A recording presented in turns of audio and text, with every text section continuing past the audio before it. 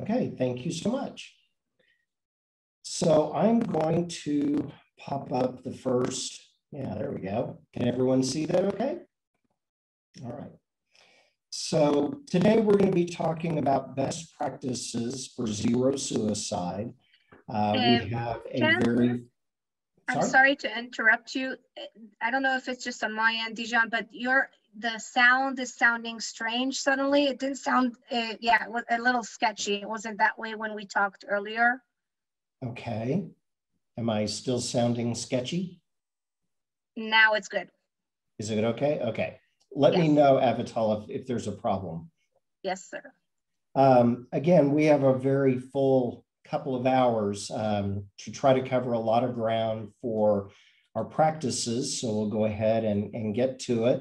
As Dijon mentioned, I'm the director of Adolescent Acute Hospital and Social Services at Parkside Psychiatric Hospital and Clinic. I'm also the chair of our Zero Suicide Committee.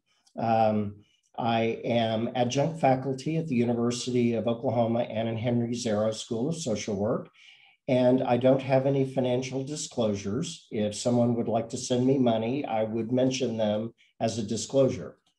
So today what we're looking to do is to understand the drivers of suicidality, identify some of the evidence-based methods of suicide screening and assessment, and to know how to develop and implement a safety plan. So mind the gap. I went to London with my son a few years ago and my daughter just in the last couple of years, and all over the subway are these signs saying, mind the gap. And I was really intrigued by them. And so here's a picture of the gap. The gap is the space between the subway car and the platform. Now, on some of the newer stations, the gap is maybe an inch wide. And some of the older stations, it's a couple of feet. And you really have to leap from the platform into the subway car. And, you know, why mind the gap? These signs everywhere. Well, that's because the gap is where the danger lies. If you're not careful about where you're going and what you're doing, you will fall into danger. And so it really struck me that that's totally appropriate for suicide because it is a major public health crisis. I mean, think about it. Every year, over 1 million people try to kill themselves and 47,000 people die by suicide. In the US, it's the 10th leading cause of death. And in Oklahoma, it's the 7th leading cause of death. It's just amazing. You think about it, it's like a jet with 128 people crashing on it every day. Now, can you imagine what the outcry would be if a plane fell out of the sky every day, killing 128 people? Well, that's exactly what's happening with suicide in the United States. It's the 2nd leading cause of death for youth, both in Oklahoma and around the country. And males are about 4 times more likely to die by suicide than females, even though females are much more likely to engage in suicide-related behaviors. Now, this really struck me. So more than 8 out of 10 people who die by suicide have seen a healthcare provider in the year before their death. 8 out of 10 have talked to a healthcare provider, and no one identified the risk of suicide. And in fact, almost 3 out of 10 saw a behavioral health specialist in the year before their death. And yet, no one picked up on the clues. This individual still died by suicide, even though he saw a healthcare provider and a behavioral health provider. Mike Hogan, who is one of the principals in the National Zero Suicide Initiative, which we'll be talking about in just a moment, he's out of the New York Office of Mental Health, notes that it is a worst case failure in our systems. This is not something that's happening here and there with individuals. This is a systemic problem that we have to address. So let's talk about minding the gap a little bit. In multiple healthcare, behavioral health, and social service settings, there are tons of opportunities to take a moment and try to identify risk. When someone reaches out for the first time, connects with our system for the first time, we need to be able to see suicide prevention as part of our jobs, no matter what our agency or our role is. And zero suicide is a strategy to accomplish exactly that. So the National Zero Suicide Initiative, and by the way, in your PowerPoint handout is a link, or you can simply Google zero suicide to find these incredible resources. The foundational belief about zero suicide is that suicide deaths are preventable, that we can do something to stop deaths. And in fact, it's an aspirational goal. The goal of zero suicide is exactly that. Let's make the number of suicides in the United States zero. That's what we have to shoot for. It's not okay to say, meh, there might be a few here and there. Our goal has to be zero. So there are different elements to the Zero Suicide Initiative. It provides clinicians, it provides care managers, it provides physicians with a structure for how to approach suicide in a systemic way, with a focus on ensuring safety, making sure that we're not making mistakes, that we're really minding the gaps, that everyone encountering human beings in a care setting have the tools to appropriately address suicidality, ultimately with the goal of making suicide a never event. So we're going to be talking today about three key elements of the Zero Suicide Initiative: screening, assessment, and safety planning. And by the way, I want to toss out, yesterday, got a blast from the American Psychiatric Association about recently published literature showing that of all the things that zero suicide emphasizes, safety planning is empirically demonstrated to truly reduce the number of people dying by suicide. So as recently as yesterday, we have evidence that these are truly best practices. So my hope for you today is that you begin to view suicide as its own problem that requires specific attention, rather than a symptom of, say, depression or bipolar illness or another problem, that we have to treat suicide as its own entity, that you understand the evidence-supported tools to help identify and reduce suicide risk, and recognize that doing best practices means we will save lives. The evidence is there. Let's go forth with it. So before we get into the tools, I want to do a quick overview of what drives suicide. And I remember reading Albert Camus back in high school and just being absolutely fascinated with this exact quote. There really is only one serious philosophical problem, and that's whether or not life is worth living. And to too many people in our world, the answer to that question is no. And if the answer to that question is no, then what follows from that is death. So why do people die by suicide? Tom Joyner, who's doing the best work in the country at the University of Florida State University down in Tallahassee, he fundamentally says people die by suicide because they can and because they want to. And his research is about understanding these two questions, or these two components of suicidality. So let's start. Why do people want to die by suicide? What drives it? Joyner's identified two key components. The first is failed belongingness, the experience of complete alienation. Now, maybe that's alienation from family, from friends. Maybe it's the cutoff that's been created by the pandemic. Think about how people have been cut off from all the different supports that they've grown used to having. But it can go beyond that. Think about individuals who have been alienated from their culture. Think about immigrant populations who have been cut off from the life that they knew formerly, that they feel alienated living in an alien country.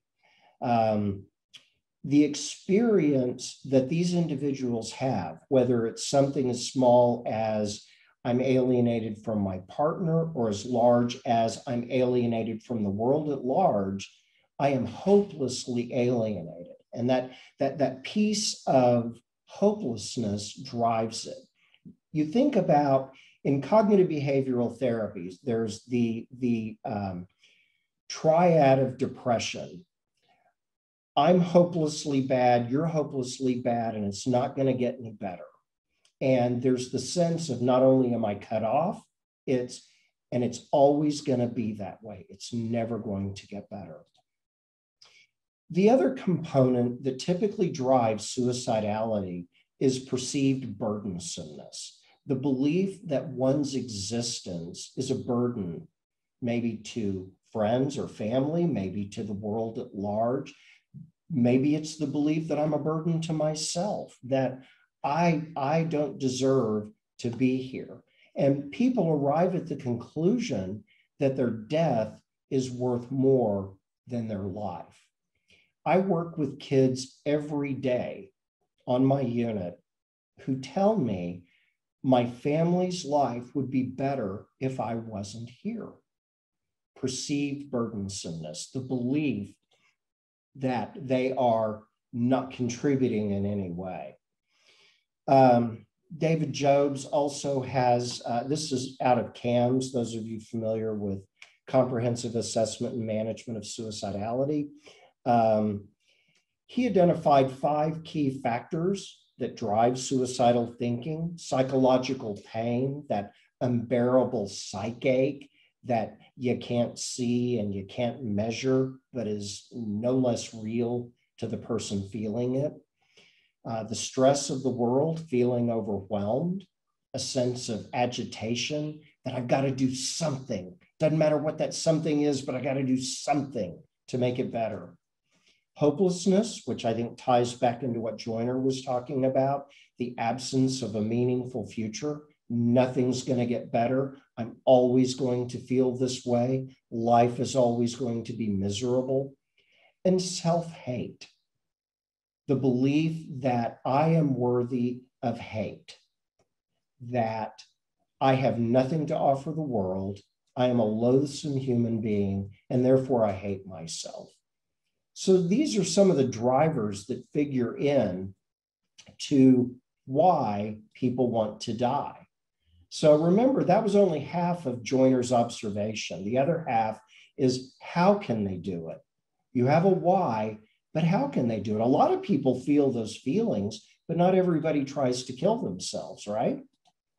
So one of the things that we have to talk about for just a second is trauma. Trauma is a major driver of suicide for several reasons. One, it completely jangles the brain, turns on that hyper awareness, hyper vigilance, the ongoing jacked upness, for lack of a better term, that drives that sense of agitation, but also creates the conditions of self-hate that creates the sense of being cut off. Many individuals who experience trauma feel like now I'm a burden to my family. Think about veterans who hate themselves because they're causing their loved ones such pain and distress because they're always responding as if they're still in combat. So you think about depression and PTSD, both of which are correlated with suicide as being the result of trauma. In fact, you go back to ACEs studies, and I'm sure many of you have seen graphs, this one, many similar to it.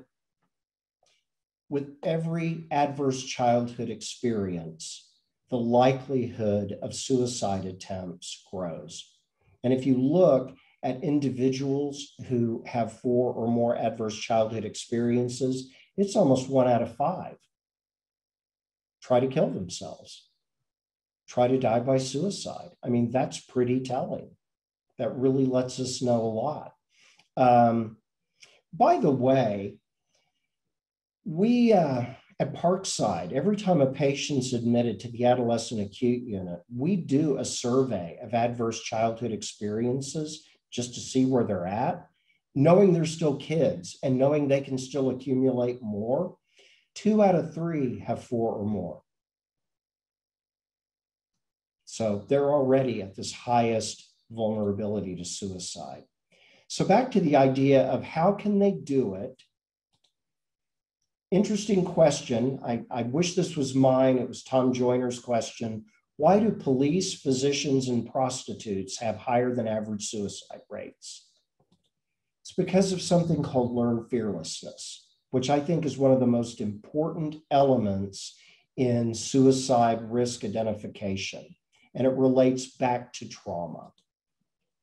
Learned fearlessness is all about creating an absence of fear in the presence of pain because you've gotten so numb to it through life experiences. You think about individuals who've experienced abuse, poverty, combat, all of the other traumas that the individuals we work with every day have experienced for extended periods of time. They literally become habituated to the pain and fear of death. It doesn't scare them anymore. And so individuals who believe that they're a burden, who believe that they're hopelessly alienated, combined with I'm not scared of the pain of dying, that's a recipe for suicide.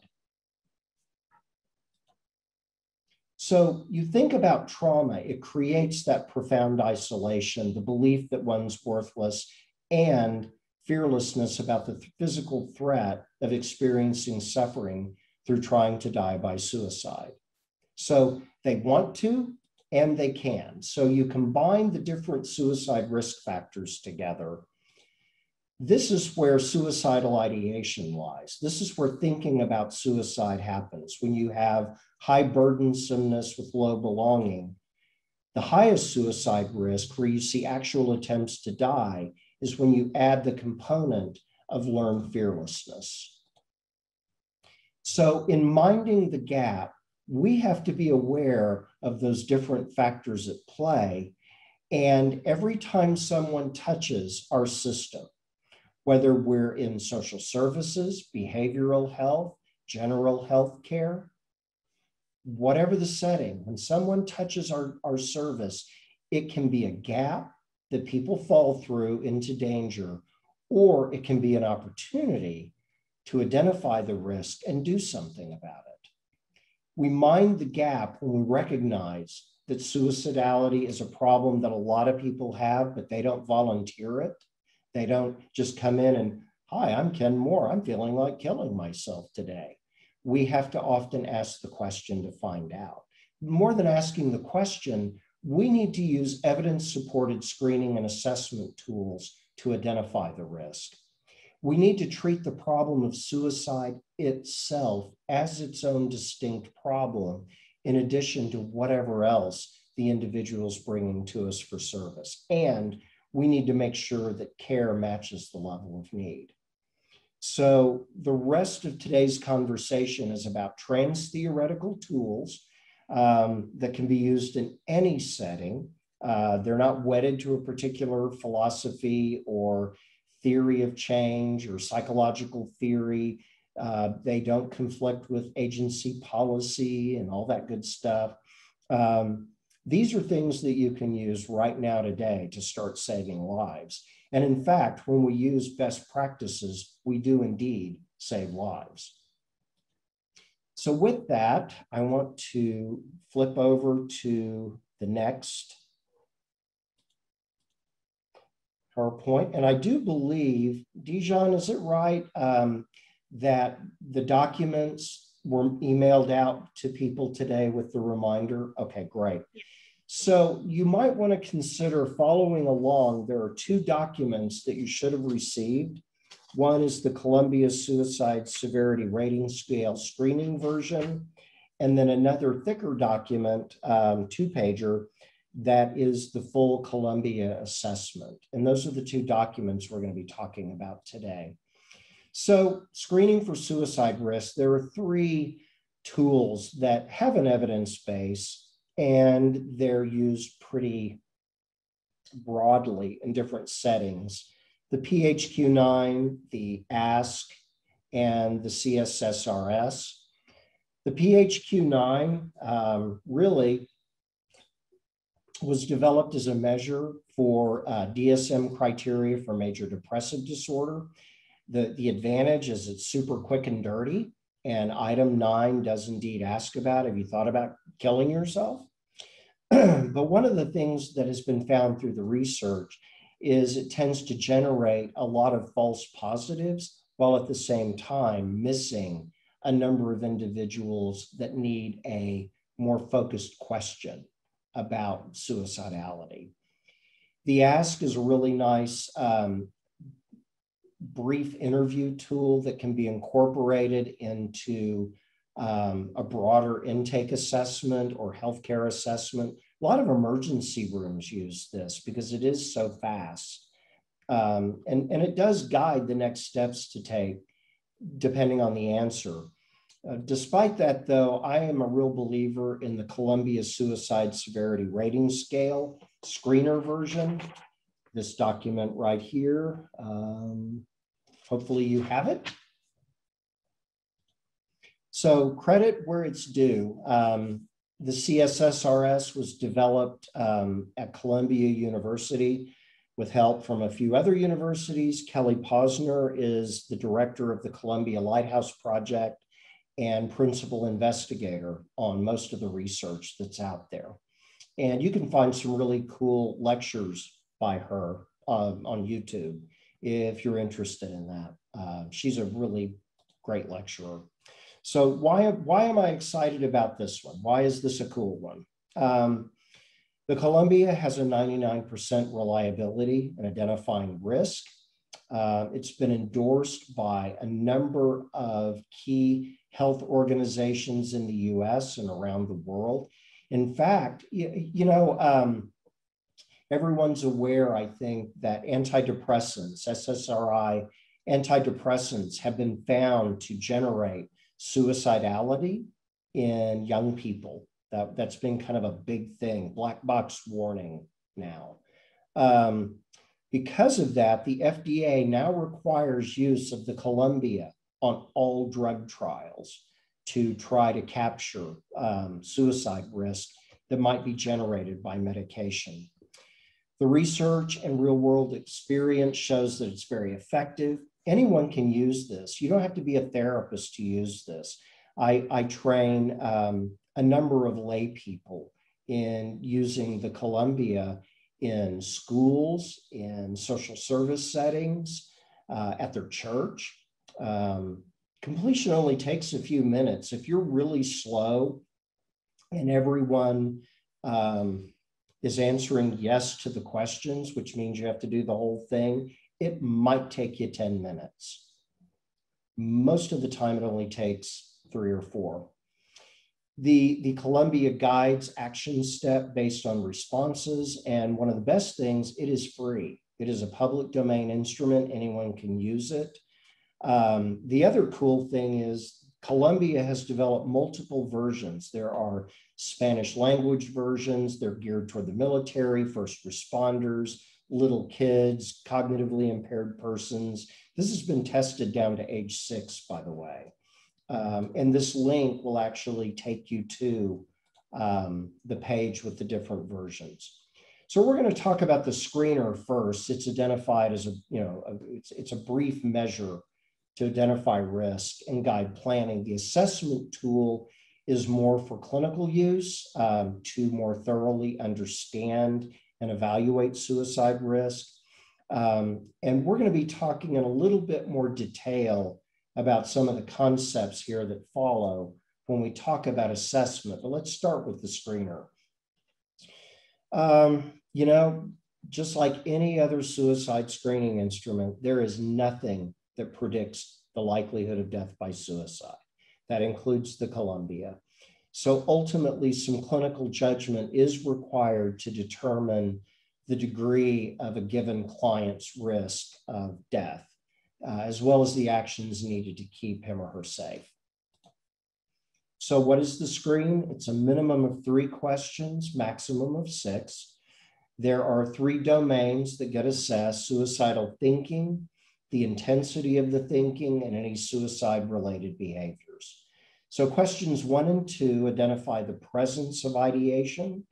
Are you thinking about it? 3, 4, and 5 identify ideation intensity. And question 6 identifies suicide-related behaviors. So the screener can be used as a part of any routine screening, or if you're worried about someone in particular. One thing to note, this is not a self-administered instrument like the PHQ-9. This is something that is used as part of a conversation. And it's not designed for broad administration. We had a very well-meaning school call an assembly and pass out the Columbia to everyone, and then ask them the questions, and please rate your own. That's not what this is built for. This is for a one-to-one conversation. So when you're using the Columbia screen, when you ask a question, use the exact wording of the text that's bold and underlined. Now, you can follow it up with other questions if something's not clear, but you start with the bold underlined verbiage. Everyone gets questions 1 and 2. And what you do next depends on the answers to the first 2 questions. And something that I get asked about a lot is, well, what if the person in front of me is denying suicide, but other people are saying, yep, they've been suicidal? You can always take that into account. And I think about really angry adolescents who first arrive on my unit, and they're very unhappy to be there. And you say, so have you had thoughts of killing yourself? No. Well, of course they're going to say that. But their parents found a suicide note, and their best friend called their parents saying, hey, they've been talking about suicide a lot. And the teachers at school talk about really dark essays that this kid's written. So you can always take broader information into account. So here is a quick algorithm that we're going to talk through that drives how you administer the Columbia. So again, everyone gets questions 1 and 2. Have you ever wished you were dead or wished you could go to sleep and not wake up? Have you had any actual thoughts of killing yourself? So let's follow the first path. Let's say that they say no to question 2. If the answers to those questions 1 and 2 are no, then you go to question 6 to ask about suicide-related behaviors. Have you done anything, started to do anything, or prepared to do anything to end your life? And as we talked about this is to identify suicide-related behavior. So before we go on, let's define what is suicide-related behavior. Well, first, obviously, actual suicide attempts. A suicide attempt is a non-fatal, self-injurious act committed with at least some intent to die. Occasionally, people engage in these behaviors 100% to get even with someone, to get their way, to communicate how angry they are, and they have zero intention of dying. That's pretty rare, but it does happen. If there's even a 1% part of them that wanted to die as a result of their behavior, then it's a suicide attempt. And we call it that, and we treat it that way. We don't refer to things like suicide gesture or, oh, they were just trying to manipulate. If someone engages in a self-injurious act with even a small part of them wanting to die, we treat that as a serious suicide attempt. And one of the things to note, it doesn't have to result in actual injury. It doesn't have to result in something serious and life-threatening, but it does have to have the potential to cause injury. So let me give you an example. We will have patients who take 4 Advil, truly, sincerely believing that will kill them because it's double the usual dose, and that must kill me. And yeah, we know that that's really not going to kill them, but they thought it did. And if they kept taking those pills, it would have really had the potential to result in injury. So we want to treat even potential as a suicide attempt. So some examples: taking pills, pointing a gun at oneself and pulling the trigger. By the way, shooting oneself in the head does not automatically kill you. I've worked with 3 people in my career who survived gunshot to the head. It caused a lot of damage, but it didn't kill them. Cutting wrists with the intention of dying. We're going to talk more about cutting and non-suicidal self-injury later. Hanging, jumping into traffic. All of these are examples of kids we have on the unit right now. Aborted or interrupted attempts. An aborted attempt is someone starts to kill themselves and then they stop, or they're interrupted. They start to kill themselves, somebody walks in and stops them. So like taking out pills but not swallowing any, holding a gun to their head but then putting it away or having it taken away, going to the roof, looking over the edge, and then going back down, preparing to hang oneself but stopping when another person walks in the room. So those are all examples of actual attempts. Planning behavior is any action taken to prepare for one's death. So it could be collecting pills, it could be getting access to a gun, giving away valuables, something that used to be a classic for adolescents, but it's not now because everything's digital. But giving away albums, tapes, or CDs was a really clear sign that they were thinking about dying. Writing a will or a suicide note, or making their goodbyes. So let's assume that we've gone through this. No, I've not thought about actually killing myself. No, I've not done anything to try to kill myself. Then you're done. But a routine behavioral health referral is still probably a good idea because you were concerned enough to ask the questions in the first place. Something's going on, and you might want to have that followed up on. It's just not emergent. Adults that you're assessing, that you're screening, should be encouraged to seek support. When screening kids, it's always important to notify the family or guardian of your concerns and that behavioral health services should be sought. So let's go a little bit different path. And this may sound really strange, but it happens. Where someone denies that they've had thoughts of killing themselves, but then acknowledge planning behavior or past attempts.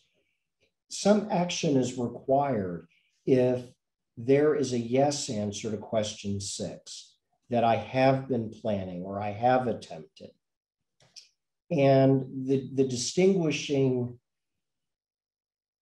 mark for how serious you need to take this and how aggressively you need to intervene is really determined by a 3-month time frame. If they've engaged in a planning behavior or a suicide attempt, but that happened more than 3 months ago, they probably need pretty quick services, but it's not emergent. But think about it. Somebody actually made an attempt or made a plan to die, even though it was maybe 6 months ago or a year ago. They probably need some help. Many of your clients will, in fact, already be in service. Maybe you want to make a call to that clinician and say, hey, I did a screener. This is what I came up with. Wanted to make sure that you knew. But if the individual reports that they have engaged in suicide behavior, whether it's planning or an attempt, in the last 3 months, they need emergent assessment. Now, does that mean that they are going to kill themselves immediately? No, it doesn't. But what it does mean is they need a right now assessment, a thorough assessment beyond the screening, to determine whether or not they are imminently at risk of killing themselves. That's where organizations like Parkside, we have a 24/7 emergency room here. Somebody can be seen on a walk-in basis for that assessment to determine exactly what they need. Emergency rooms in your community. There are resources available for immediate attention. So let's go down another path. Let's say you ask the question, have you had any actual thoughts of killing yourself? And they say yes. Your job then is to really understand the intensity of that thinking. So we ask questions 3, 4, 5, and then 6. So what makes up suicidal ideation? Well, a person thinks about how they're going to do it, the method. Are they really intending on acting on it? And do they have a plan? A lot of people say, well, they had a suicide plan, they were going to take pills. Well, that's a method, that's not a plan. A plan is they're going to take pills next Tuesday when their parents go to work and they've been saving them back for the last month and they know they have enough to kill themselves. That's a plan. So we want to ask the questions about where they're at with this. Have you thought about how you'd actually kill yourself? Do you intend to act on that? Have you worked out the details of how you'd kill yourself? And do you intend to act on that? So if you ask those questions and the responses are all no, and you ask, have you actually planned or tried to kill yourself in the last 3 months, then you're done. If it's all no, you're done. So again, a routine behavioral health referral, probably still a good idea because you were worried enough to ask the questions. And as always, we want to encourage adults to get support, and we want to make sure families and guardians know what's going on with the kiddo. A yes to 4 or 5. Yes, I have had actual intent to kill myself. And yes, I've worked out the details of a plan. Either one of those is the indicator for an emergency assessment. This individual needs to be looked at immediately to determine risk. Do they need to be inpatient? Do they need to be monitored for their safety? Someone needs to take a deep dive on that to make that determination. A yes response to question 3 about have you thought about how you do it? Followed up with no, they don't really have intent and they don't have a plan. Probably need to be seen by a clinician same day, next day. And again, many of your clients have a clinician. It's putting in that call and making sure you flag the therapist to that. We've already talked about question 6. If the answer to that question is yes, no matter what the other answers are, if the action related to suicide is more than 3 months old, probably still need to look at it soon. If it's within the last 3 months, they need an assessment to determine what they need, and they need an assessment right now. So we've talked about the screening tool that can be really used in any setting. Let's talk now about the Columbia assessment tool. The assessment tool is built on the same questions as the screener, but as you'll see, it's a much deeper dive. So if you look at the handout that you were emailed today about that actually included the scales, you'll see one that's fairly small print, and it's got ideation, suicidal ideation at the top. I think I'm mirrored, aren't I? I'm backwards. Okay. So yours should be frontwards. So that should work. Okay. So it says suicidal ideation at the top and then goes down to intensity of ideation. That's the correct handout that we're using. So again, why this tool? I got to tell you, I've looked at a number of different tools. I don't even really have any to talk about other than maybe CAMS. I would be curious how many of you have had the CAMS training by David Jobs, because it integrates assessment into treatment. It is a pull together model, so it's hard to distinguish between the two. For a pure assessment tool, I haven't found anything that touches the Columbia.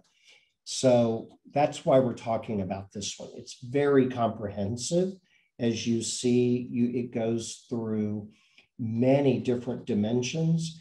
One of the nice things about this one, though, is that only items that the research says are useful to know are included. So this is a very thoroughly empirically built tool. The other thing that I really like about this is there is consistency in terminology and vocabulary, so that when you're talking to your colleagues, if everyone's using this, you know what each other's talking about. There is no guessing about what someone means when they're talking about ideation or plan or method or lethality. It provides a consistency. Once again, though, I mean, great tool, but it does not predict the likelihood of a completed suicide. Ultimately, you have to use good clinical judgment. So there are different domains of assessment that I want to run through before we dive into the instrument itself. The first domain is time. When we talk about time, there are basically two chunks of time that we're talking about. One is recent, the last month for suicidal thinking, the last 3 months for behaviors. You notice that's the same time frame as the screener. And then we talk about lifetime. We're evaluating lifetime. So all occurrences ever. And the questions related to the thinking about suicide relate to the time they were feeling most suicidal. When did they most want to die? When did they feel like it was at its strongest? So domains of assessment that we're addressing: the wish to be dead, non-specific suicidal thoughts, active suicidal ideation with a method, the how, but not the details worked out, but they're not intending to act on it. Active suicidal ideation with some intention to act, but they don't have the details worked out. And then finally, active suicidal ideation with plan and intent. The last item, they've got the plan together, the details worked out, and by golly, they're going to act on it. So when we talk about intensity of ideation, we're talking about frequency, duration, controllability, deterrence, and reason for ideation. Blah, blah, blah, blah, blah. Sounds like a lot of gobbledygook. We'll get into the actual assessment. I think it'll make a lot more sense. And then as we talk about behaviors, we want to talk about actual attempts, non-suicidal self-injurious behaviors, interrupted attempts, aborted attempts, preparatory acts and behavior, actual lethality, and potential lethality. All of these get addressed by the instrument. So why do we go through all this? There's a lot of stuff. And I got to tell you, going through it really thoroughly takes a solid 45 minutes, if not longer. The research shows that assessing each of those items for each domain leads to more accurate risk identification. And when we identify risk more accurately, we prevent more deaths because we take the right action. We understand how dangerous a situation is. I mentioned a minute ago that when we're assessing ideation, we ask the client, so when you were thinking about suicide and you felt the very most suicidal ever in your life, tell me about those thoughts. The research says that it's the thinking during those times that's most predictive of current and future risk. So let's say somebody's saying today, yeah, I've kind of wished I was dead, but I'm really not thinking about killing myself. But 2 years ago, I had the plan and the details all worked out. That person is at much higher risk because they have that history of super high suicidal thinking. We have to pay extra attention to their risk level. Can we have a question? Do you mind if I ask Yeah, it? please do. Please do. Christy Whitaker of Indian Health asks, what do you recommend when a person meets criteria that indicates a need for services within 24 hours, but is not currently established with the provider? So you always have behavioral health centers like Parkside, Laureate, Brookhaven, depending on where you are. I mean, I know many of you are outside the Tulsa area, so Cedar Ridge, Willowcrest, and even if it's a local emergency room, those are places that can provide the immediate assessment, because I'd rather have it be too much than too little. And so hopefully those folks, like for instance, I can talk about Parkside, and I've worked at enough different places. I think it's applicable to other entities. Someone comes into our assessment and referral, we do a good suicide assessment. And we determine that the risk isn't there to hospitalize, but we can connect them with a provider really quickly. And I know that that can be challenging sometimes. I think rural areas in particular, but even in Oklahoma City and Tulsa, it can be a real bear finding a provider who can take someone on in 24 hours. But at the very least, you can get them assessed by a behavioral health provider. That can be the first connection. So that would actually be my recommendation. I hope that's helpful. Thank you. Sure. So let's talk about some of the research related to the increased likelihood of death by suicide.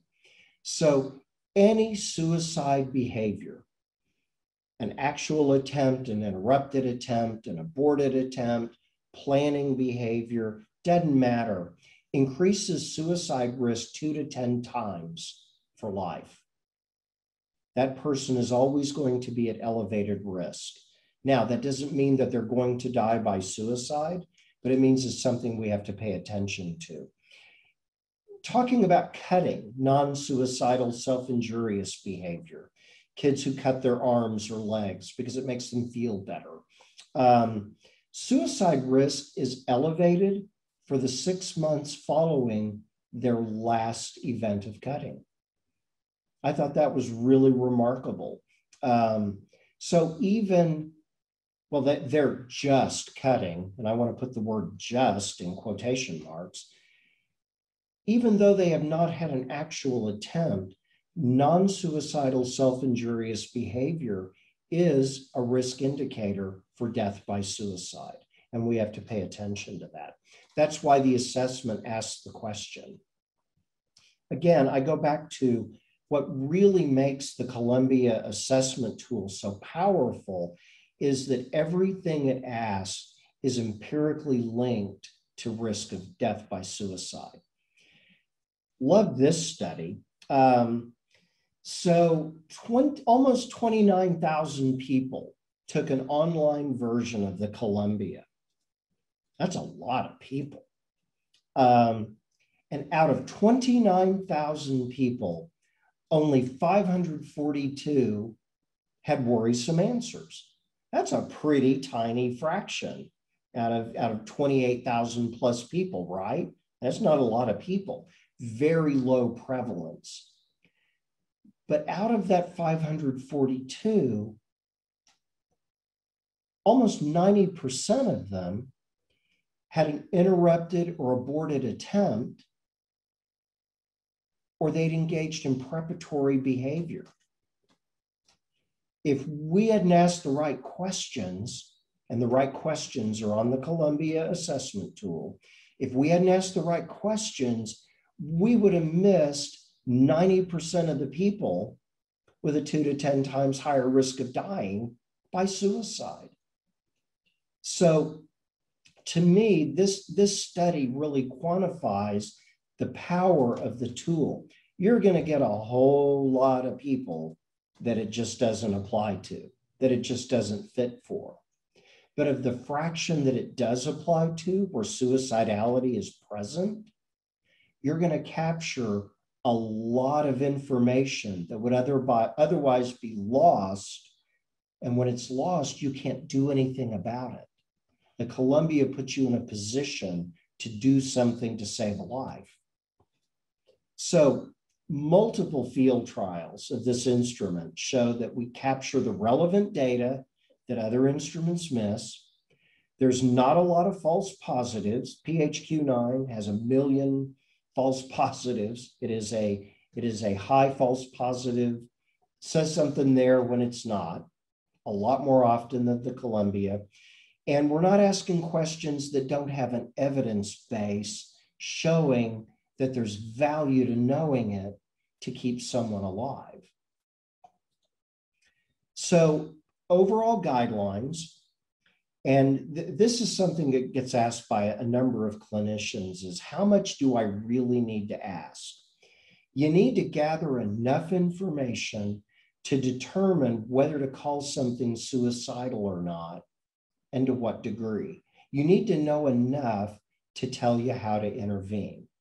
So as an example, if someone's sitting in front of you because 6 hours earlier they were in the ER because they swallowed 100 pills to kill themselves, you don't need to gather a whole lot of historical information to know that their suicide risk right now is really high. So you gather enough information to make a determination. If something appears low, you want to drill further just to make sure. If something is already screamingly high risk, you don't have to gather a ton of information. Gather enough to determine whether or not to call something suicidal or not, and is it low or high risk. It's a semi-structured interview. You ask the questions that are provided, but those are prompts. You can ask follow-up questions. You can ask for more information. You can literally say, tell me more about that, and see if they give you some more information related to it. So you're not reading something to them. You're using this as a guide to a conversation that you're having. When a question is asked, you start with the exact wording of the text that's in bold font, just like the screener. So information from the client is always best, but once again, any source of information is useful if it gives you a complete picture. You know, listen to family, listen to friends, listen to third parties. Those of you who receive third-party statements as a part of detention paperwork, that's useful information. If you have information from the school or the employer or anyone else, please incorporate that into your assessments. If it really is established that a client's not engaged in any suicidal behaviors and has not experienced any suicidal ideation, then really you don't have to go beyond this instrument. You're probably pretty good, unless you've got something else telling you there's more going on. So overall guidelines, ideation and behavior are assessed separately. Just because suicidal behavior is denied, it doesn't mean there will not be suicidal behavior down the road. That's why we ask all these nitpicky questions and drill and dig. We always ask about suicide attempts regardless of a lack of expressed ideation. It's really interesting to me how many people say, I've not wanted to die, I've not thought about killing myself, I've not made a plan, and yep, I've tried to kill myself. Seems like a disconnect, doesn't it? But yet people, for whatever reason, don't make that cognitive connection between the way they think and the way they act. So we always ask about action, even if they deny the thinking. And then finally, Yeah. There's another question in the chat, if it's okay. Yeah, sure.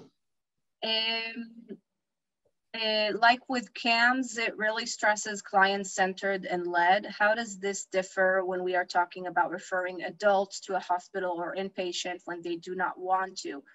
Self-determination is important, yes, but do we want to recognize that someone really does want to kill themselves? CAMS does not want to take that from them. Just wanting thoughts. Okay, this is the world according to Ken and nothing else. So I want to stress that. I think CAMS to a fault leaves that option of suicidality open. And that's not a disrespectful comment to David Jobs, because I've watched the man in action, and it's really cool how he uses leaving the option of suicide on the table as a way to engage. And I think there are times that if we are worried enough that determination is temporary, self-determination is temporarily suspended to make sure that a person is thinking clearly. And I'm not talking about really esoteric situations like someone's terminally ill and suffering. That's not what we're talking about here. I view this as different. And we could really, we could spend the rest of the afternoon into the evening having a really cool debate about how do people have the right to die? When do they have the right to die? And to choose that. I think going back to the goals of zero suicide, making suicide a never event, is an aspirational goal that I strive for each day. And when I work with people in my settings, and I would ask if this is the case in yours, I work with people who are deeply and profoundly suffering, psychic, individuals who perceive themselves as a burden to the world and that the world would be better off without them, that they're cut off from anyone or anything meaningful, and their life experiences have trained them to no longer fear pain of death. Those are people that frankly, even if I have to temporarily suspend their self-determination so they can have some time to maybe pull back from those beliefs, I'd be inclined to do that. Honestly, we do that frequently with kids because it is rare that we have a minor come to Parkside and say, golly, I really want to admit myself. They're brought by their parents or their guardian and admitted against their will. And I would rather take the chance of, from time to time, suspending the right of self-determination to make certain that those drivers of suicide are addressed, to give that a chance to be addressed, as opposed to not speaking to that and letting someone leave to kill themselves. We're always making those choices. And I think social workers in particular, we are so driven by client self-determination, as we should be. I think that that's one of those ethical gray areas that we fall into, and we have to make individual decisions. I will always err on the side of keeping someone alive to address the pain, the alienation,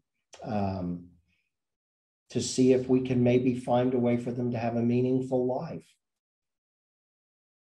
I hope that answers the question.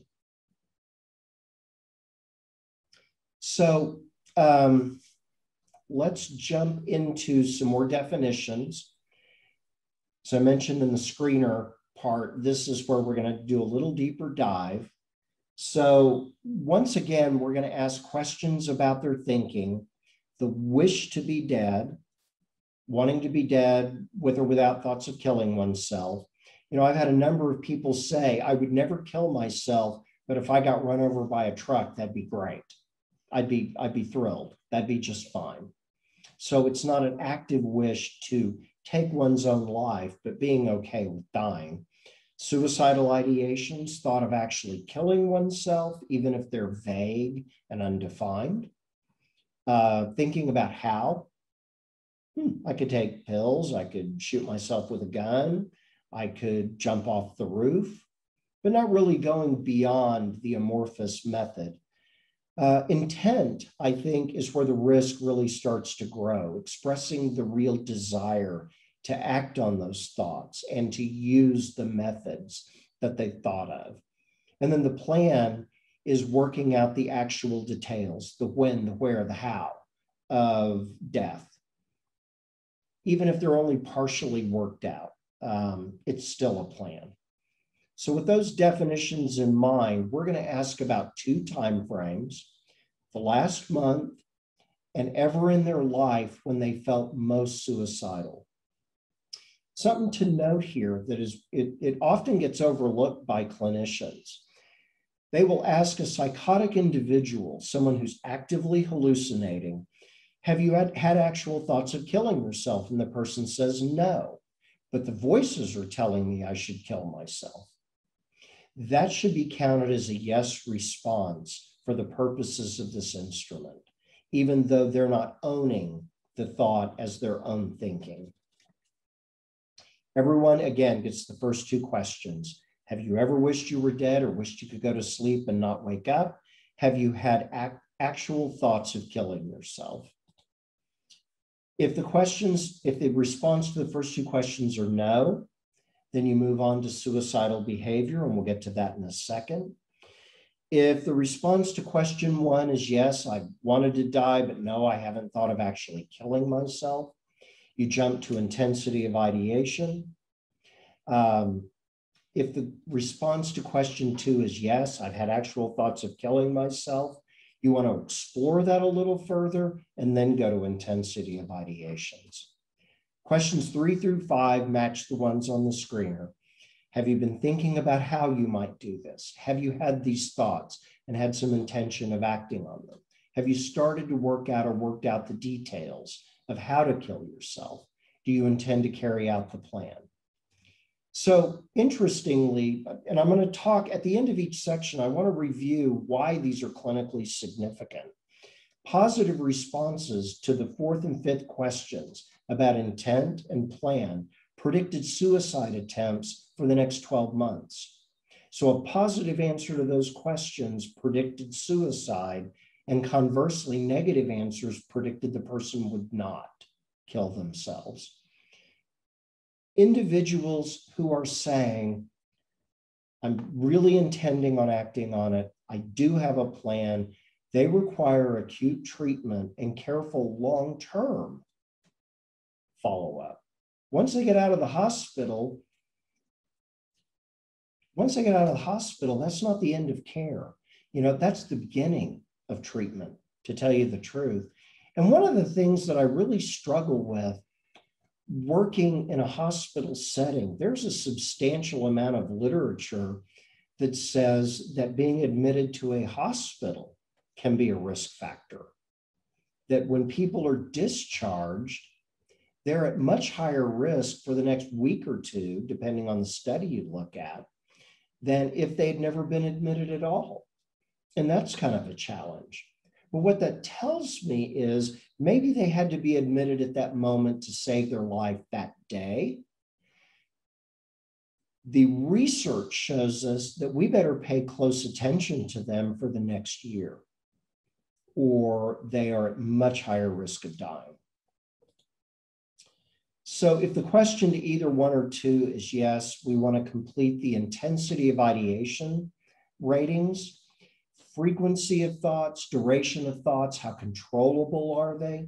Are there deterrents and reasons for ideation? Why are you thinking about killing yourself?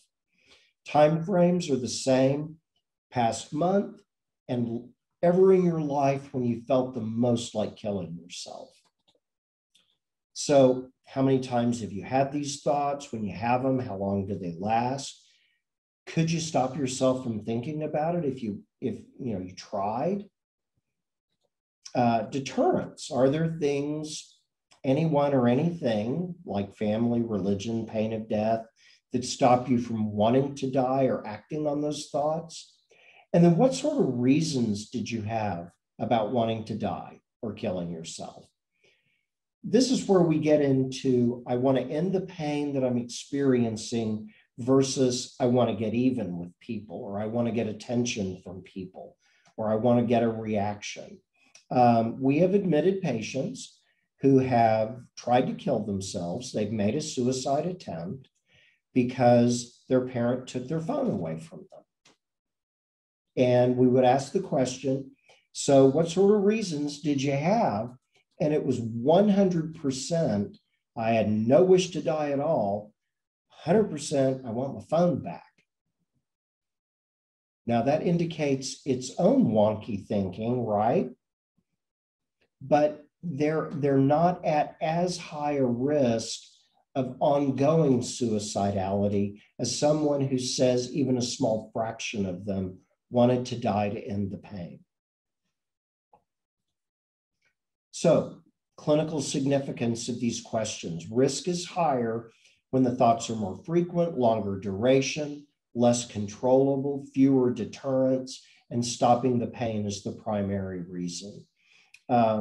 Suicide-specific rumination, that thinking about them over and over and over and over and day after week after month after year, is associated with high levels of lifetime suicide attempts. So we have to pay attention to how long the thoughts are lasting, and can people control them? Can they stop them? Now, I'm going to toss out something that I hope isn't too terribly controversial. There is some literature that says that deterrents mean you're less likely to act on your thoughts, but they carry a lot less power than you'd think. If someone says, my reasons for living are my family, I wouldn't want to hurt them, I want to see my kids grow up, I have a meaningful job that is contributing to the world, I'm afraid I'll burn in hell forever if I kill myself.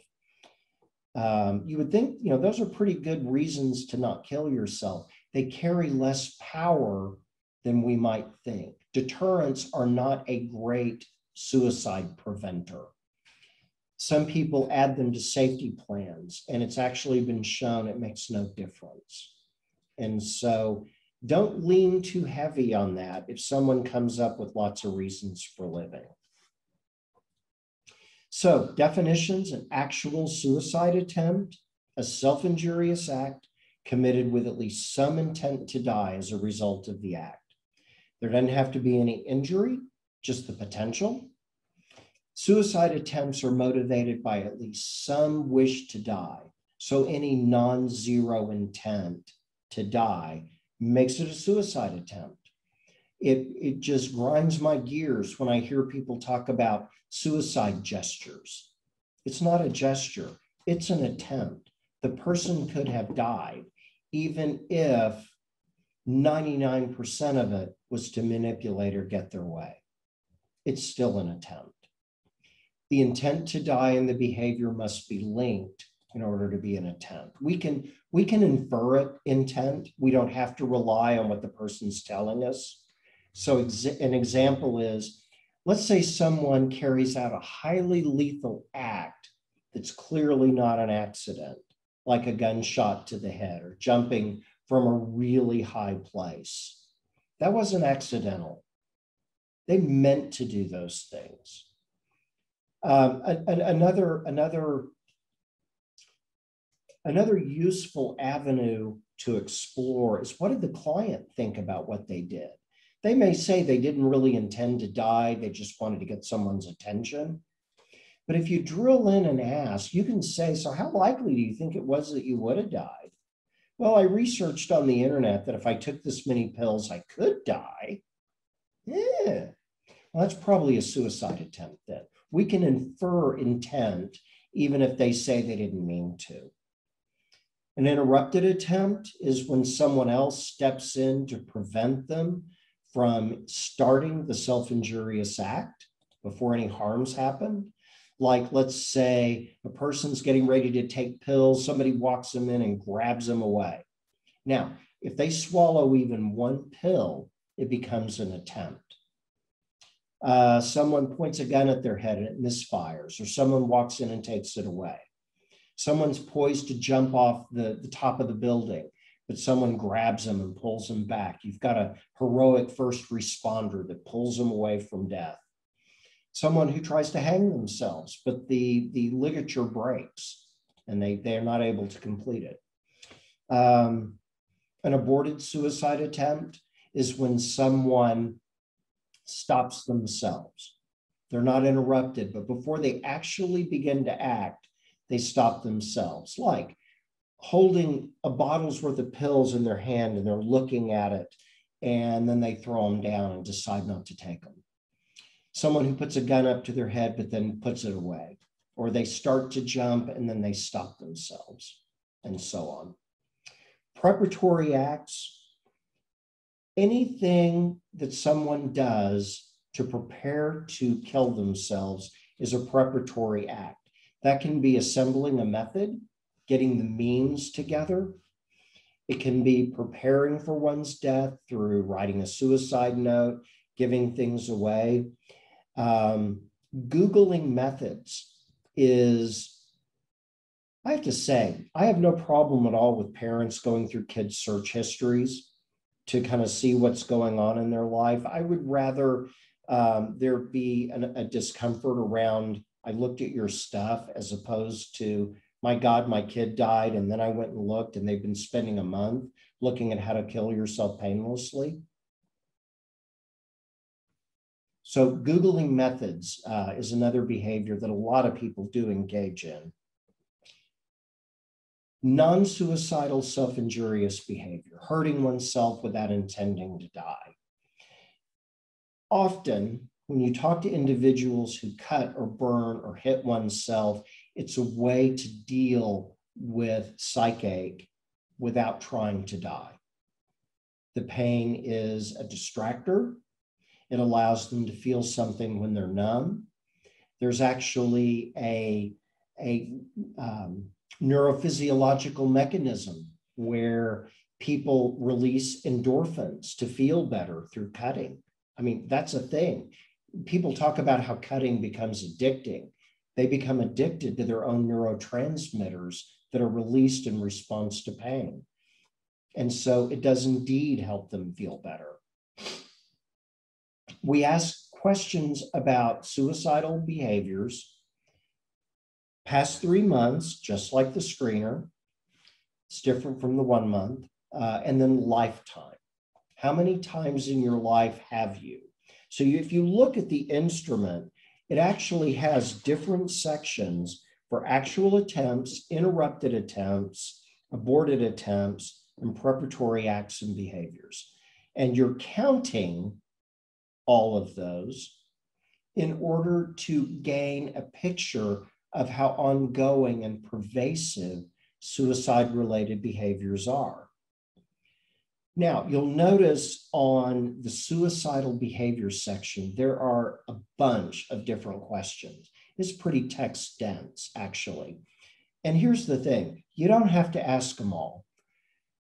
You can stop asking when you get a yes. If you ask the question, have you made a suicide attempt, and they say yes, and they fill you in on the details, you don't have to ask all that other stuff. You need enough to get a positive response, or after all the questions, you only get negative responses. So I'm going to let you see those on the instrument. So why do we ask these questions? People with recent, within the last 3 months, preparatory behavior, 8 times more likely to die by suicide. Anyone who's done preparatory behavior ever are 10 times more likely to die by suicide. Persons with lifetime history of interrupted suicide are 3 times more likely. People with aborted attempts who stop themselves are twice as likely to die by suicide. So any suicide-related behavior is clinically significant in determining risk. The Columbia assessment also asked about lethality. Actual lethality and medical damage, what actually happened as a result of the behavior.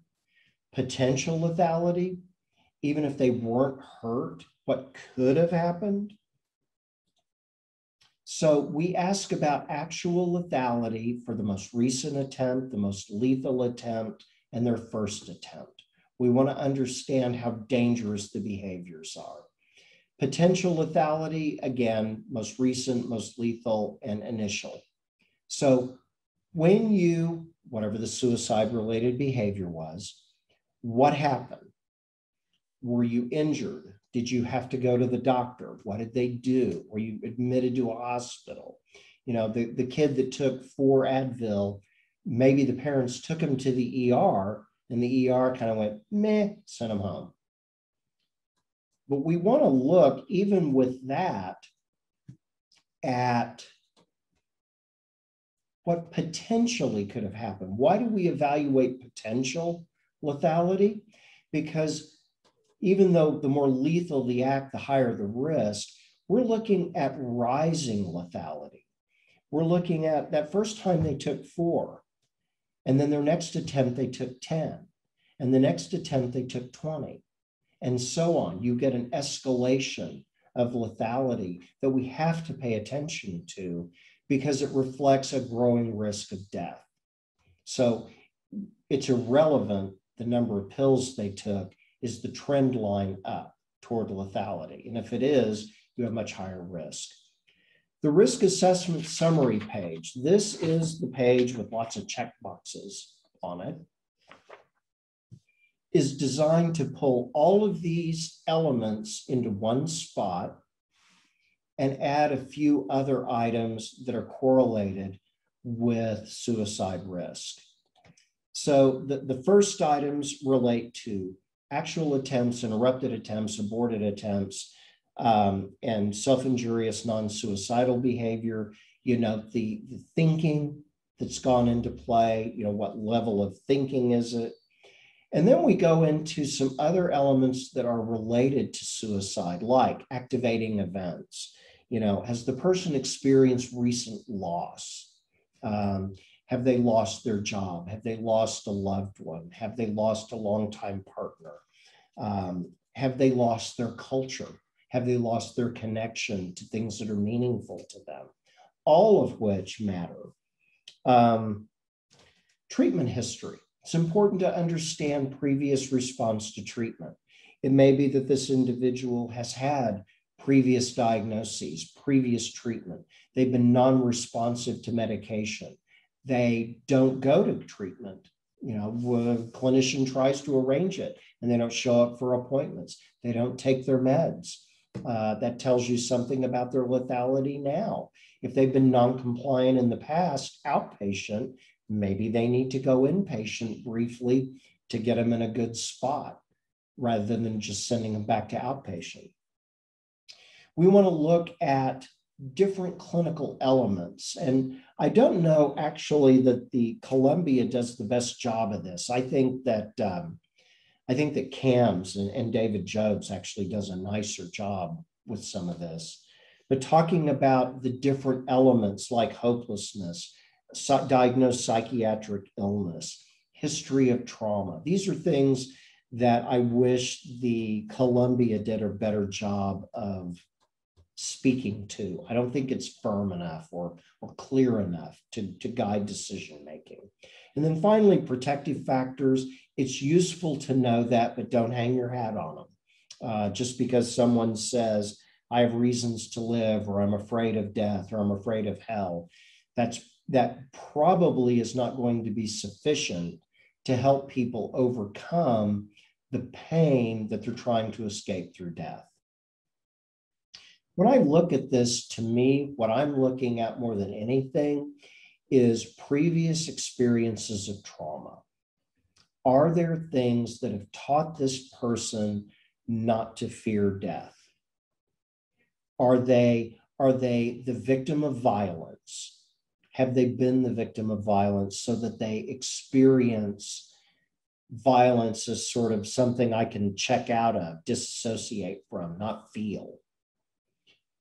Have I witnessed so much violence in my life, whether it's witnessing domestic violence, witnessing combat, witnessing the trauma that first responders witness all the time? You get used to death. And you go back to physicians who have an incredibly high suicide rate. They see people die, they see suffering, they learn how to numb themselves out to it, and you add to it the medical knowledge of how to kill yourself quickly. Also, Ken, I was thinking, ever since you've shown that slide at the beginning with the doctors, policemen, and women in prostitution, and you said about the learned, about, I was also thinking it's also, at least for 2 out of the 3, also access to ways of actually doing that. So I think that's also maybe a potential, I don't know, you're the expert, but maybe a risk factor. I think you're absolutely right about that. Physicians, they know how to quickly die. Obviously, a police first responder has access to a weapon, a service revolver.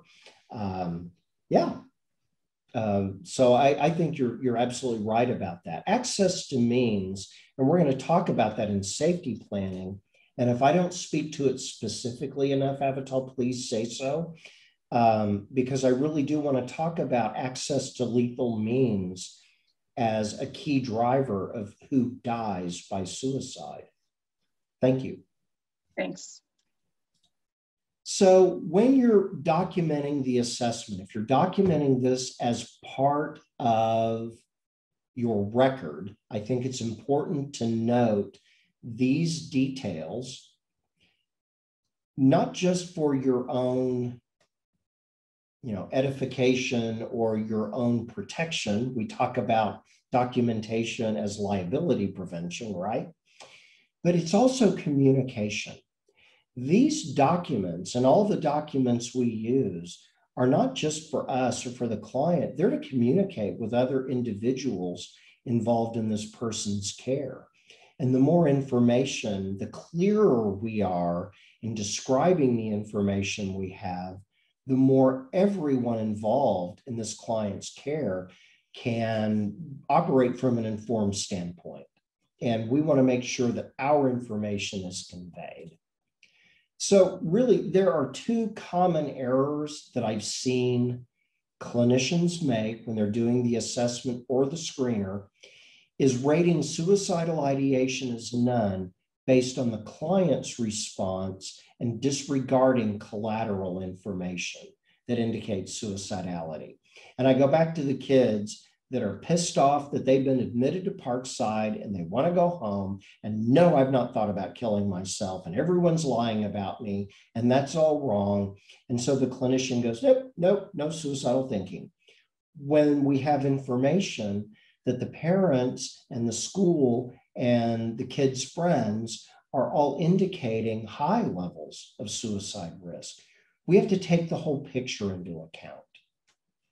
And then finally, not considering command hallucinations to kill self as ideation.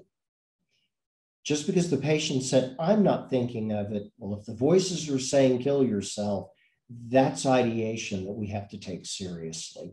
Individuals who have command hallucinations to kill themselves are at much higher risk of dying by suicide. I want to highlight these resources. The Lighthouse Project is a wealth of information on everything Columbia. They have some training modules out there if you're interested in getting more training on it for yourself, as well as all of the different free to use forms and documents that they have available for clinicians. So with that, I am going to move over to safety planning. We're in the home stretch. You guys are doing great.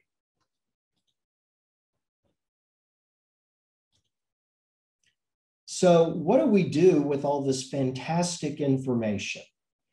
Well, hopefully there is suicide-specific treatment that's underway, and there are multiple empirically demonstrated methods of suicide treatment, like CAMS, like CBT for suicide prevention.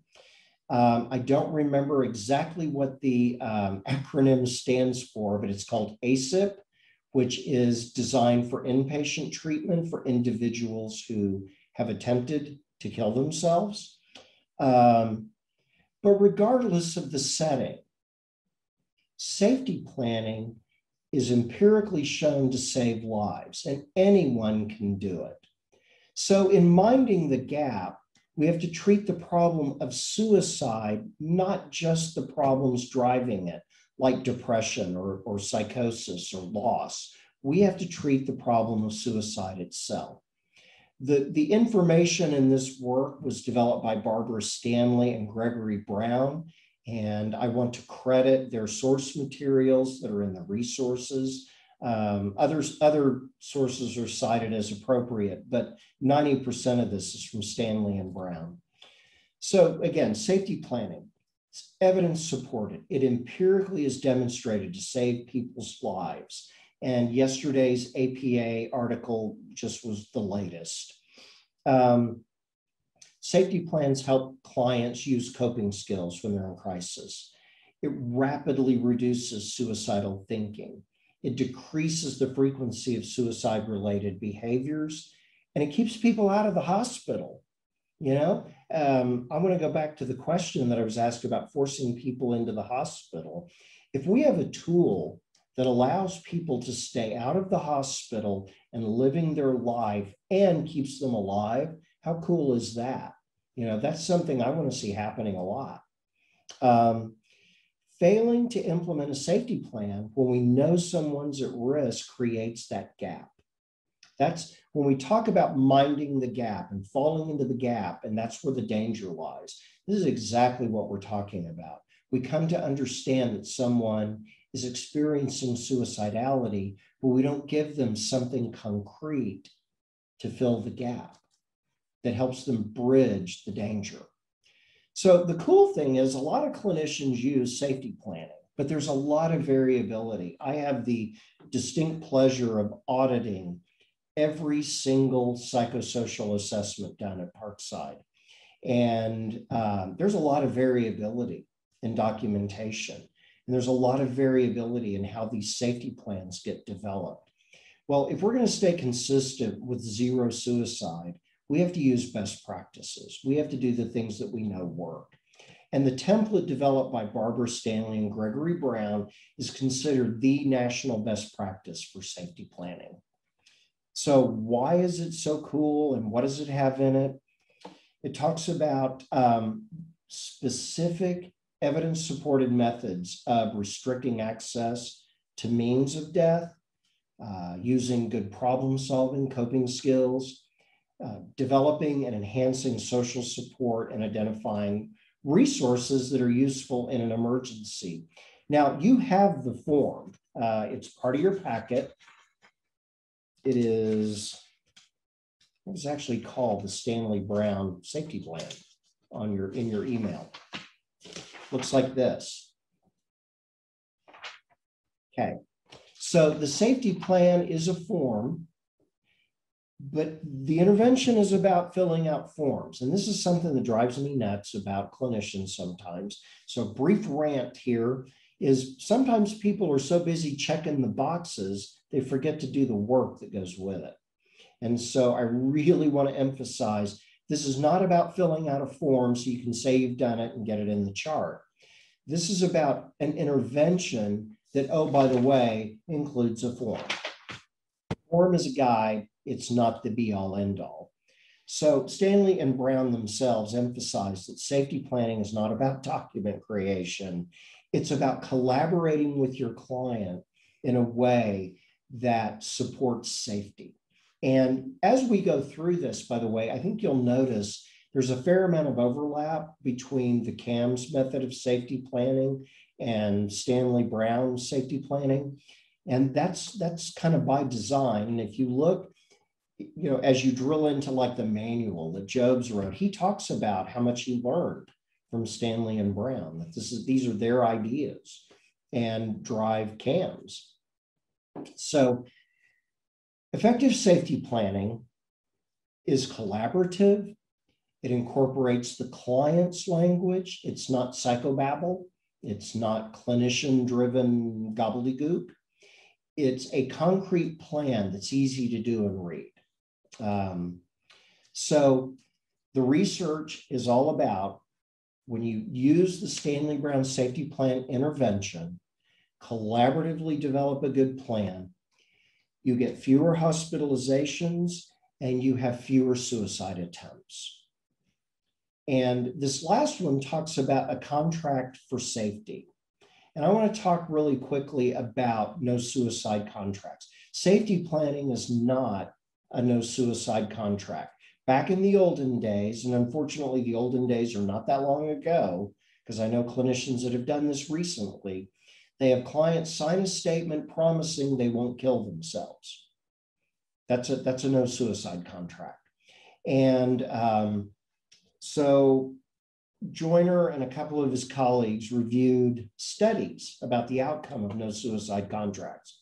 Well, A, they don't work. And B, there are some studies that show no suicide contracts actually result in more suicide attempts and more deaths by suicide. So let's not do that. It doesn't work and it might be bad. So let's go back to safety planning. So who gets a safety plan? Anyone identified as at risk for suicide, whatever your methodology is. Anyone who comes in saying, I feel like killing myself, and anyone identified as at risk using the Columbia screener. What is at risk? Anyone who says, I've had non-specific thoughts of killing myself. Remember questions 1 and 2. 1 is, have you wished you were dead? Question 2, have you had actual thoughts about killing yourself? If yes, on 2, safety plan is indicated. Again, it's collaboratively completed, and collaboratively means anyone who's involved in that client's system. A parent or guardian must be involved when you're working with a minor client. It's a good idea with adults if you can get family, friends, partners, beloved people in their life to help collaborate. I mean, we know that social support is highly correlated with people doing better, including not killing themselves. So the more people we can involve in that effort, I think the better.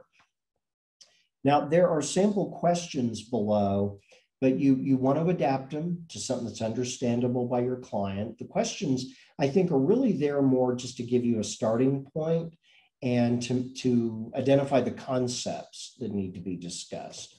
But we want to ask things that are understandable to the client. We want to write on the plan using the client's language, what they say is important. The more specific, detailed, and behavioral you can be, the better. That's what's really correlated with effectiveness of plans. And clients are instructed that the plan is progressive. And we'll talk about that as we go. But if you look at the safety plan, step 1's recognizing warning signs. Step 2, internal coping strategies, and so on. If step 2 doesn't work, you go to 3. If 3 doesn't work, you go to 4. It's a progressive plan. So again, recognizing your warning signs. First thing clients got to do is know they're hitting a problem. Utilize their internal coping strategies. If that doesn't work, social contacts to distract themselves from their problems. If that doesn't work, contacting family and friends who can help. If that doesn't work, contacting professionals and agencies. The last item is sort of its own distinct element that's preventive, and we're going to talk about it in a lot more detail later. So first things first, recognizing the warning signs. We want to talk through with clients, what are triggers of suicidality? It could be situations. It could be, argument with my spouse, or an argument with my kid, or I get in trouble with my parents, or I get suspended from school. Thoughts. They have dark thoughts pop in their head that, oh my God, things are just going to be awful forever. And the other infinite number of negative cognitions people can have. Negative images, remembering really awful situations, flashbacks of trauma are common drivers of suicidality. Negative mood, feeling that depression coming on and nothing I do seems to help. And behaviors that can trigger negativity. It could be as simple as sleeping all day, not getting out of bed and not taking care of one's hygiene. It could be drinking and drugging. Many people know that I can be okay, but boy, when I start drinking, I get really dark, and that's when I feel like killing myself. So questions we want to ask, again, adapt them, but try to get the nut of what they're driving at. What do you experience when you start to think about suicide or feel really distressed? I think to me anyway, that the key to this one is, what's your signal that it's time to get the safety plan out and start doing things? Now you're going to identify a lot of warning signs or triggers, particularly as you talk about the most recent episode of suicide. Once again, please use the client's own language. Step 2, using internal coping strategies. So a person has these thoughts and feelings coming on, the triggers and warning signs are happening. What can a client do on their own to feel better and reduce suicidal thinking? This step does not involve another person. This is something that if they're all alone, they can do by themselves. One of the cool things about developing safety plans on my unit, we use Seeking Safety as the core of our program. And so our kids get 4 hours a day of nothing but coping skills being taught to them. So when it comes time to do the safety plan, they've got coping skills running out their ears. It's fantastic. And how often they identify grounding strategies, safety strategies, anger management strategies that we've taught them all out of Seeking Safety, which is an empirically supported practice for individuals who've experienced trauma. So we want to follow up. The client starts talking about, well, I can use grounding. I can use soothing grounding. I can use deep breathing. I can use dancing. I can use drawing. Great. For each of those strategies, we want to check in. So how likely are you to actually use those? Anything you can think that get in the way of you using them, and try to problem solve those barriers. And you'll notice this is a consistent piece of the entire safety plan intervention, is how likely are you to really use it? Are you just blowing smoke, or do you mean it? And what could get in the way of you using it? And let's problem solve that so it won't get in your way. Step 3 is about utilizing social contexts or settings as a distraction. The thing that I really stress here is this is about getting with people and going to places that take your mind off your problem. And I will ask kids, so who can you go have fun with so you're not thinking about how dark things are? What could you do to take your mind off things? This is not about talking about your problems. This is about going and having fun. We want to encourage clients to use step 3, this step, when the coping strategies aren't working. So what people or social settings take your mind off your problems for at least a little while? Who helps you feel better when you hang out with them? What are some safe places to go to be around people? And I want to emphasize that be around people part. If you've got someone who's really feeling dark and suicidal, they really are struggling with dying, I've had those individuals tell me, well, a place to go that I really think is beautiful is off by myself on this trail at the lake. Well, that might be really soothing to be back in nature. And I think it's better, at least for right now, that you be in a place where you're around people. So instead of that place off at Lake Tenkiller by yourself, how about you go to the gathering place and walk around out there and enjoy that nature?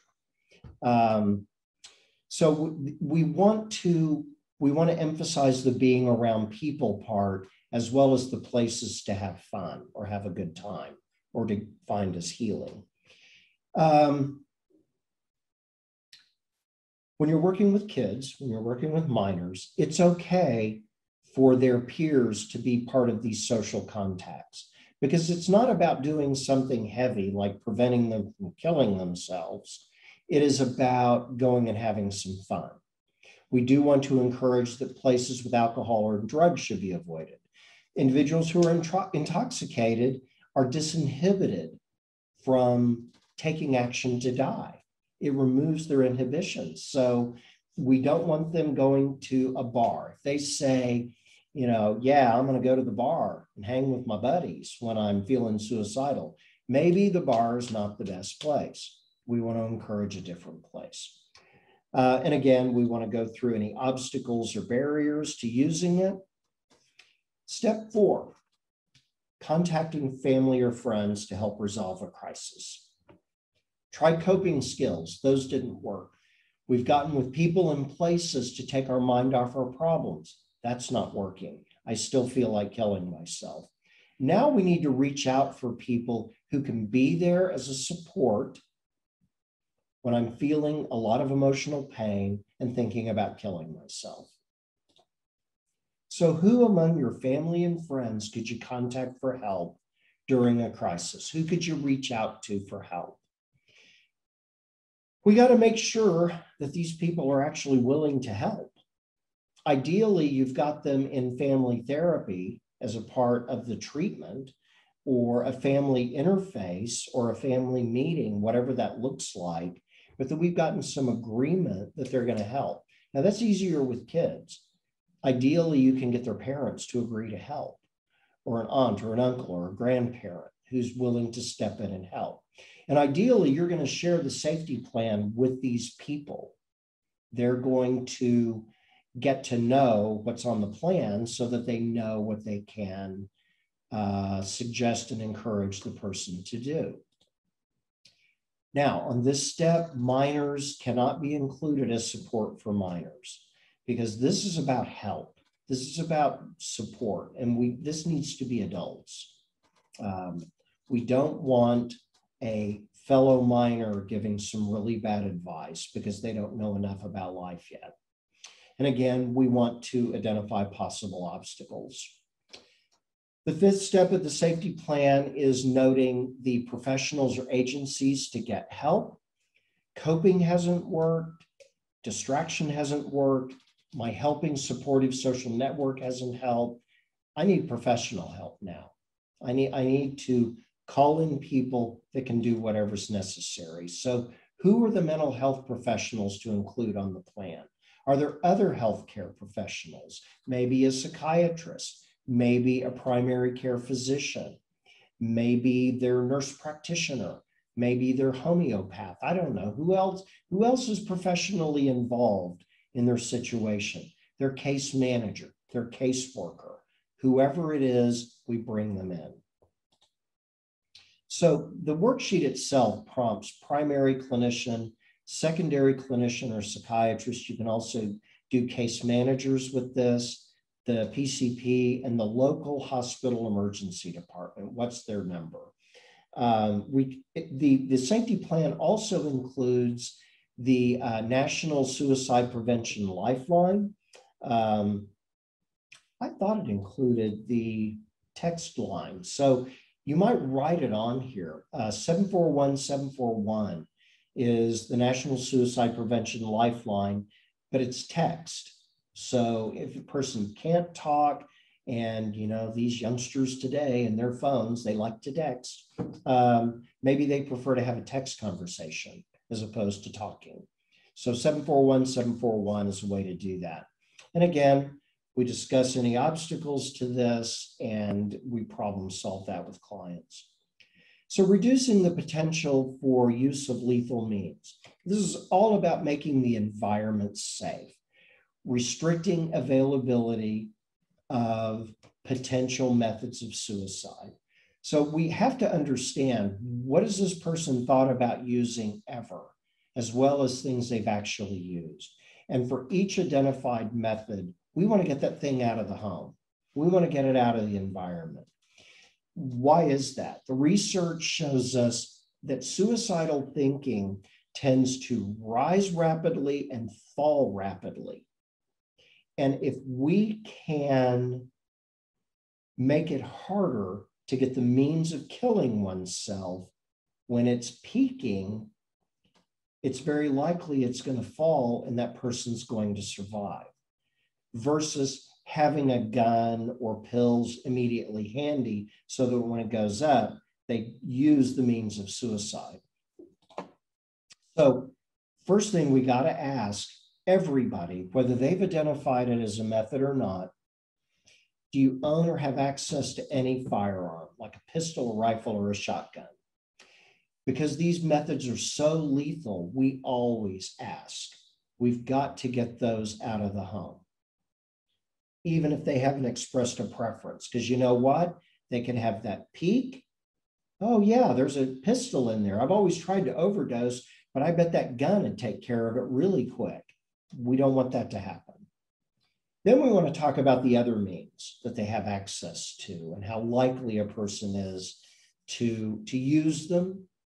How can we develop a plan to limit your access to those? So the higher lethality stuff like firearms, ideally they get removed from the home. At a bare minimum, they have to be locked in a gun safe that the person doesn't have any access to. So we see kids whose parents are cops. They're not going to take firearms out of the home. But what they can do is put a trigger lock on it and then put it in like a holster that locks and then put that in a gun safe. So if their child decided, I'm going to use that gun, they've got to get through 3 really secure methods to get to the firearm. And what is the plan with that? Their suicide's peaking. They start looking for it. They have to start working their way through it. And as they're working their way through it, their thinking diminishes. And then they get frustrated and quit and give up.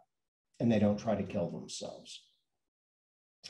Lower lethality means should be restricted, if not removed. Something Parkside is getting ready to roll out is giving every family a prescription lockbox so that prescriptions can be locked up.